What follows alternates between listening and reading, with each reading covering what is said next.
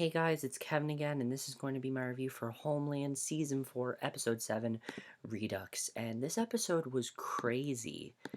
Just not only crazy in the sense of what was going on, but crazy and mind-boggling. Like, there were a lot of times this episode where I had no idea what was going on. The last, 20 minutes or something this episode, geez, I mean, if we want to talk about craziest episode of Homeland ever, this one takes the cake, because the episode was absolutely crazy. The thing I love about this episode, though, was that it put Carrie at risk. Because all season Carrie's kind of been calling the shots and everything. Yeah, this episode kind of changes that and actually makes us kind of not really we felt for Carrie before, but like it makes her more interesting of a character. And I definitely really enjoyed that about this episode. This episode was by far the best episode of the season. I loved it. It was really, really crazy. And I didn't think that that it could get better than after Ian's death, but they completely changed the plot of the show in this episode, which I definitely really enjoyed because now it's all about finding Saul. So let's just get to it, because overall I thought this episode was amazing. So we see that someone's making some capsules, and it looks like they're planning on messing with Carrie's meds, which obviously is not a good thing because Carrie's bipolar, and she needs to take those meds, and if they mess with them, she's gonna go crazy. So the man makes up a batch of white and green capsules and hands it to Tasreem, and she takes the packet of pills and leaves the pharmacy. And at the embassy, a convoy of cars streams in, and Ambassador Boyd waits, and the director of the CIA, Lockhart, gets out, and he asks where the Pakistans will be there. And he says that he's not confident that they'll release Saul. And what I really like is that now Lockhart's involved. Lockhart really has not had a lot to do this season. He's a really good character, and now he has a lot to do, so I'm very happy about that.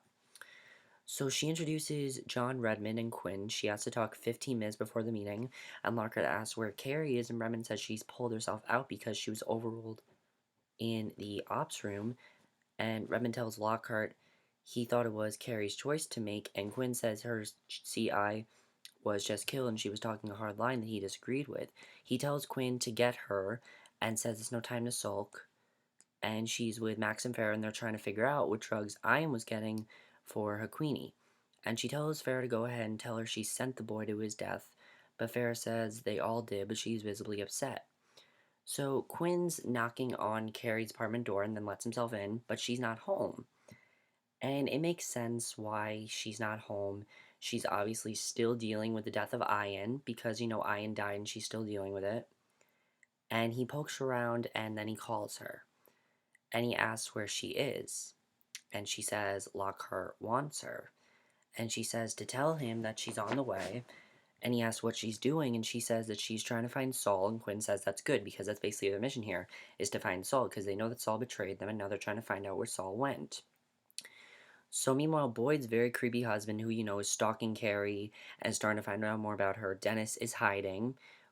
Dennis is a very interesting character, and I was kind of thinking that Dennis was the one that messed with her pills, because if you remember, Dennis thought that Carrie had bipolar disorder, and he was the one who sort of, you know, is investigating about Carrie, so I was thinking maybe he was the one that did it. Quinn didn't see him though, and he's there to snap more photos of her drugs, and he counts out some of her pills, flushes them down the toilet, replaces them with the ones Tasreem has made, and he compares his photo to how he replaced the bottles, and then he leaves. So it was him. So I was correct. It was him. And I pretty much thought that he was going to do something like that.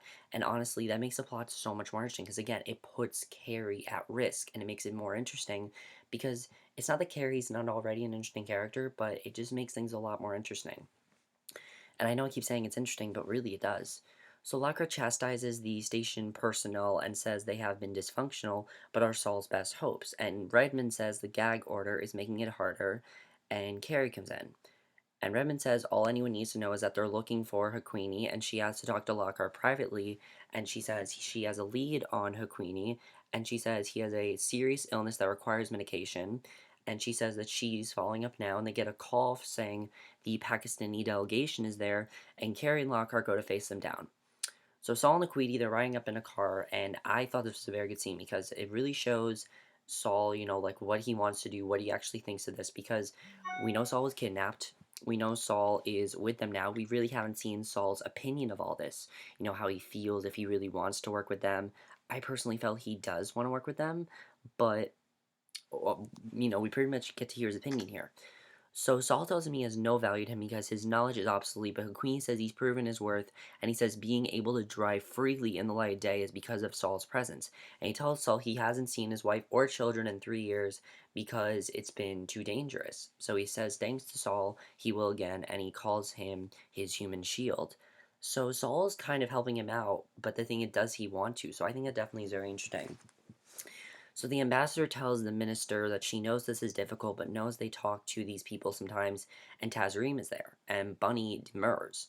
And Martha asks him to exert some influence, but Bunny says that Saul is a big prize, and nothing they could offer Haqquini would pay for that. So Lockhart tells him it's time for blunt talk. He says they know Haqquini didn't pull off this alone, and Bunny asks what he means. So Lockhart talks about how his predecessor was taken from an airport guarded by the Pakistani military and the ISI, and Bunny asks what he's accusing him of, and Lockhart says there are people among them sympathetic to Haqquini as they were to bin Laden. Now, that's very interesting because Haqquini looks like bin Laden, so I understand why they're comparing him, because in my opinion, Haqquini is basically like bin Laden, because he looks like bin Laden, he's, terrorist and things like that, so Lockhart calls them double dealers and says it's unacceptable, and Lockhart says to get Saul returned or Pakistan's and package will be under review immediately, and that shocks even Martha, because basically they think that, everything's going to be okay, but he's saying, no, we have to get Saul back or else Pakistan's going to take over pretty much. So it's pretty much a thing of like, you're with us, you're against us. Because if they don't get Saul back, he's basically against them. And that's obviously not good because they need Saul. So Bunny tells Martha goodbye, but doesn't address Lockhart because they don't exactly agree with what he's doing. So the delegation leaves, and Martha asks what in God's name he's thinking, and says threats don't work here. She says he doesn't have that authority, but he does say that president gave it to him, and she asks why she wasn't told, and he says he's telling her now, and Carrie also leaves the meeting room, and Dennis lurks as the delegation walks out. So Carrie asks for a word with Assar. Now Assar, of course, is the guy that kind of coaxed Saul into this, the guy that talked him and said, gave him this opportunity. So she obviously wants to work with him. And basically says that she knows he was one of the last people to see Saul alive. She says he's at the epicenter of the shitstorm, and she says they know about Ghazi being at the airport and that Saul saw him there. She calls the ISI into question and says to prove her wrong by showing her all the surveillance tapes from the airport, and he tells her to hop in the car with him now and they'll go. So she agrees to meet him there in 30, and he says terminal there by custom. She goes up to her apartment, takes one of the fake pills, and then starts to have like a panic attack basically. So I really like this because of course we know those pills are fake, and we know obviously they're gonna do something to her. And basically she cools off with a washcloth, and Dennis comes to see Martha, and I hate his character now because he's the one who did this. So who says she's drafting a letter of resignation. She says her position there is no longer tenable. He closed the door and asked what happened, and it makes sense why she decided not to do this because she doesn't agree with Lockhart basically. She tells him they are leveraging the aid package to get Saul's release without telling her, and he says it seems a small price to get Saul back. She says Lockhart destroyed her relationships there, and he tells her he won't let her give up her life's work. She is surprised and says she thought he hated her there, and Dennis says it's starting to grow on him. So Quinn drives Carrie, and she says she gets why he did what he did, but says taking out Haqquini was right even if it took out Saul too. And that makes sense, definitely. So she says she knows it's harsh, but says Saul would agree. She says Saul is humiliated right now and would put a bullet in his brain to prevent them from moving mountains to get them. And she says she's glad that Saul isn't dead and says it's bad enough to have Ian on her conscience too. Because, of course, she's still kind of upset about Ian. And I understand, and I like that she talked about her conscience because it does show that Carrie still does kind of have a heart and a conscience. She knows this. You can tell that Carrie is sort of starting to realize that she is doing the wrong thing and that she's making bad decisions. She knows she's not doing the right thing, and I'm happy that Carrie is realizing that. So they're at an airport looking at footage, and Assar says the cameras on Saul's concourse were out, and they do have some footage to show them, and it's him lurking near the coffee stand. And she asks Assar if he doesn't find it suspicious that there were no working cameras from where Saul departed, which is kind of weird, definitely. And he says it was unfortunate, and then she asks why they did with the evidence. And she starts hearing crazy noises, really weird noises, like clanging when a woman is stirring her coffee and other aggravated sounds, and obviously it's a side effect of the drugs. So she thinks a guard is hiding something in his bag and makes him show her, but it's just his lunch. Whatever they gave her is making her freak out horribly. We don't know what they gave her. Obviously, she's like freaking out. They could have given her a drug like ecstasy or something like that. I think they gave her like ecstasy because if it was a green capsule, that's what I'm pretty much thinking. So the nurse they were looking for has gone missing and they assume that she's dead. And Carrie tells them to find Ian's girlfriend Kieran because she likely knows about the medicine, which does make sense. Haqquini and Saul ride through a village where Haqquini is greeted like a hero, and Lockhart gets a report that Haqquini's Mercedes is rolling toward his former headquarters, and he tells them to get Carrie up there now. And they're furious that the terrorists staging a public homecoming under their noses, and the car pulls up and Haqquini's young children flock around them. He hugs and kisses them all. One of the kids throws a shawl at Saul, and Haqquini picks it up and asks whose it is. Marwad says it is his. He's an older child, and Marwad says the man is the enemy. His dad tells him no harm must come to Saul, and he must hide his feelings towards him. He tells his son to apologize, and he does. What I like about Haqquini is even though Saul is an American, he is going to treat him like one of their own, which I do like. But the thing is, Saul doesn't really seem to like this. So Saul nods, and Haqquini takes them all inside his compound, and Saul isn't bound but is escorted by guards. And Haqquini sees his wife and goes to her. She cries and embraces him. Saul is forced to follow them inside. He's forced to. It's really sad to see this happen to Saul because we can tell he doesn't want to work with them. He doesn't. And Carrie comes to the op center. Lockhart asks what their options are, and John says they haven't been able to break into that area. So Carrie says they need to rescue him today before they move on, but tell her to take it weeks to prepare this. It takes weeks to prepare, and Redmond says it's impenetrable in that area. She curses him, and Lockhart asks what's gotten into her. She says nothing, but it's clearly agitated, and Lockhart tells her to go take a break, then has to talk to the White House and Special Ops and Cabal. So, she says that she needs a minute, and she needs to take a break, and this is when the episode got crazy. Like, the episode was already pretty crazy, but it got, like, crazy after this. So she goes up to her apartment and sits on her bed painting, and it looks like the walls are falling apart around her. I'm not joking. It looks like the walls... Okay, picture, like, this wall. See, like, the hole in this wall, like, right here? See this small little hole? Picture, like, the hole, like, all the way over there. Like, that's what the walls look like. It's really crazy. So she curses, falls back onto her bed, then pulls her blankets around her, and Saul is asking Haqquini why they were shouting at him in the streets, and he says they were calling him the arrow of God, because to them, he basically is a god. And Saul isn't, isn't he tired of war? And Haqquini says they could have left them alone, but Saul reminds him of 9/11. And Haqquini says they did not do that. Al-Qaeda did, which is true. Al-Qaeda did do that. And Saul says they hid them, and Haqquini says many of those that helped were Saudists, but they didn't occupy their country. And Haqquini says America came, stayed, and destroyed their culture and religion. And Saul says his version of Islam is regressive and backward. And Saul asks if he's okay with subjugation of women and says they've taught an entire generation to live with one foot in the grave. And Saul tells him that he just killed his nephew that sacrificed a lot of his family at the wedding. And Haqquini mocks Christianity, but Saul says he's a Jew, and that takes him back a little bit. So I thought that was interesting, definitely, because think about it. Saul obviously is upset with Haqquini because Haqquini killed his nephew, that sacrificed a lot of his family at the wedding. It makes sense, definitely, because he killed Ian and sacrificed a bunch of Ian's family. So obviously, it makes sense why he said that. So I thought that was definitely really good, and I really enjoyed that scene. I definitely feel that Saul is actually going to end up humanizing Haqquini and kind of tell him, you're not doing the right thing here, and I definitely enjoyed that.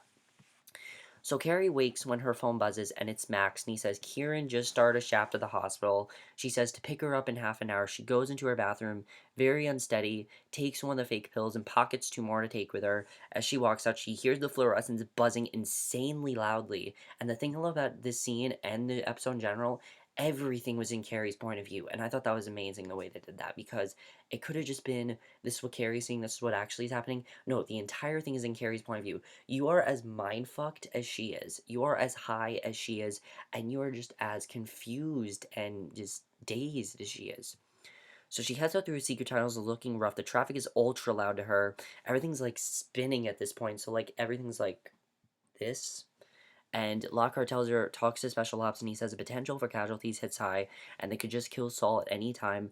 Lockhart says to work on a viable plan and call back. And Haqquini's with his wife having very loud sex, and Saul is chained nearby. It's very sad what happened. He's close enough to hear everything. He's clearly miserable being near the terrorist sex fest, and definitely Saul needs to get out of this. He needs to get out of this very soon, and I really hope he does. So Karen makes it to the hospital, looks for Kieran. She's very disoriented and she sees Kieran and runs to her. She introduces herself and says she was writing an article about Ian, and she says she heard about her and asked where Ian is. She says she went to see his uncle to take him medicine, and Kieran says she knows nothing about this. Carrie struggles to recall the name and she curses.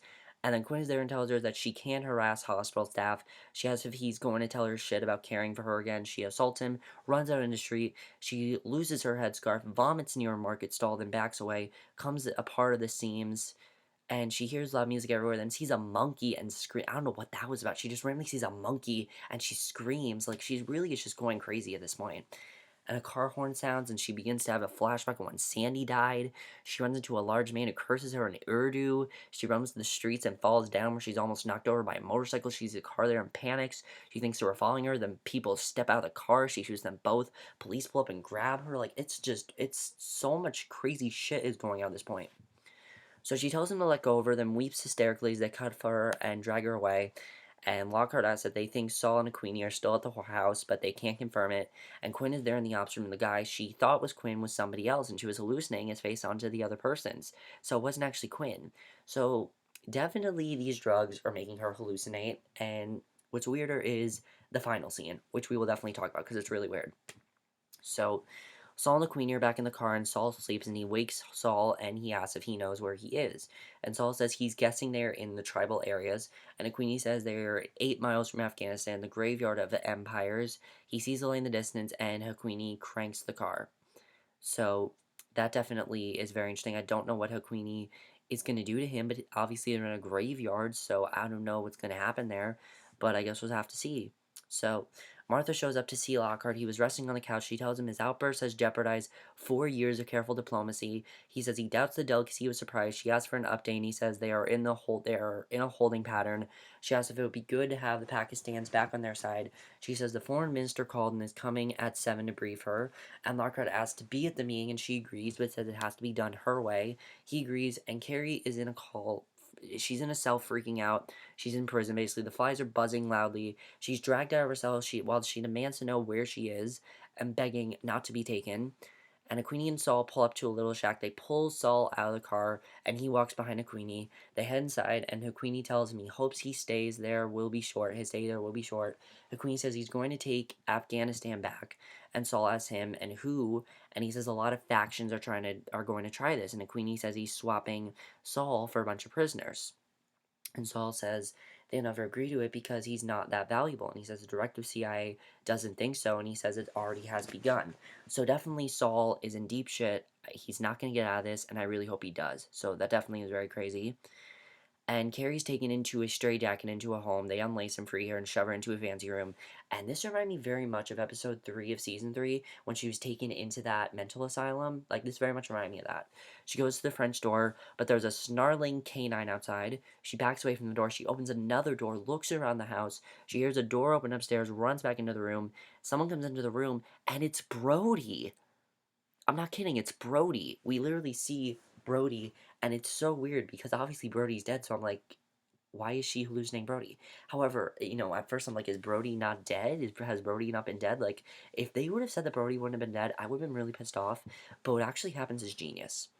He basically tells her not to be scared, and she screams at him to get the fuck away from her. He says she's safe. He tells her to look at him. He tells her open her eyes. She does, and then slaps herself and says to wake up. He tells her stop it. She says she saw him die, and he says her mind is playing tricks on her, and it's over, and he's here now. She says he's not, and he asks why it's so hard to believe. And she looks at him and says she wants to believe. She cries, and he tells her to. He puts his hand to his face, and she says, "It's really you." She cries and kisses him, then hugs him to her. She pretty much thinks he's actually there. She holds him and sobs. She asks why he's so cold. She asks if he's mad at her. She says he came back to punish her for what she did because he hates her. So it makes sense. And honestly, I understand why this is happening. Basically, this is Carrie still grieving over Brody. This is Carrie grieving over Brody. This is Carrie having those, she realizes that if Brody were to come back, there would be, a lot of amends to make up. There would be a lot of unfinished business, unresolved feelings between them, definitely. And I really enjoyed seeing that because it really showed that Carrie is definitely going to have a hard time with Brody, and she's not going to recover from the death as easy as we think she is. And it's really great that I really like that, definitely. I really enjoyed that a lot, and I thought that was definitely very well done, in my opinion. Um, she says that she was willing to let him die, and he says he doesn't know what she's talking about. He says no one has died. He says he's right in front of her, and she sobs. He pulls her close and says she's safe now. She holds him and cries and cries. She says his name over and over again, and it turns out it's actually Assar who has her and is holding her, and he asks who Brody is. And now she is screwed. So basically, she's defenseless now. She is no longer in control, which I really like seeing because basically she's been in complete control and now she's not in control anymore, which I definitely like seeing because this whole season it's been Carrie calling the shots. And now we're seeing that she is not as powerful and she's not calling the shots as much anymore, which I definitely really do like because it's showing Carrie being defenseless. And ultimately, I think this is gonna make Carrie realize that she doesn't have all the power and she can't have all the power. She just can't. And the reason she can't have all the power is because it's too much for her, and I definitely really enjoyed seeing that. But overall, guys, this episode was by far the best episode of the season. Is Saul going to get out of his situation with Haqquini? I feel like he's going to try to humanize him. We're going to find out what happens there. Is Martha going to find out that her husband has done this to Carrie? Because, of course, Dennis was the one that did this. Why is Dennis working with, what's her name? Tasreem? Why is he working with her? I want to know why he's working with them. Is, I'm wondering if possibly Assar isn't on it because he could possibly be on it. I'm very interested in seeing what's going to happen there. That's definitely going to be very interesting. Definitely something I'm very much looking forward to see if Assar is part of this. Um, is Martha going to actually quit? Is she actually going to quit, or is Lockhart going to somehow convince her to stay? I don't know if she's going to quit. We'll have to see. But I think Martha's pretty much going to quit unless somehow, Lockhart somehow convince her to stay. But overall, guys, really like this episode. Also, what do you guys think of the Brody thing? Do you think that's Carrie like still having unfinished, feelings towards Brody? I feel like she's gonna like grieve about it. Definitely, I think maybe Assar is gonna help her. I do like seeing Assar kind of helping them a little bit. Like he is kind of helping them. Sorry, guys, I thought I saw a bug. I think I'm hallucinating like Carrie. I don't know why. Um, but that's it for my review. Hope you guys enjoyed it. Let me know what you guys thought of this episode. Overall, as I said, I thought this was the best episode of the season. I loved it. And I'll see you guys in my next video, which will be my review for the season premiere of the final season of The Newsroom, which I was hesitant on watching, but I decided I am going to watch it. I've heard many people tell me it's really, really good, and I decided I am going to watch it. So that is going to be my next video, and I'll see you guys for that. Okay, bye.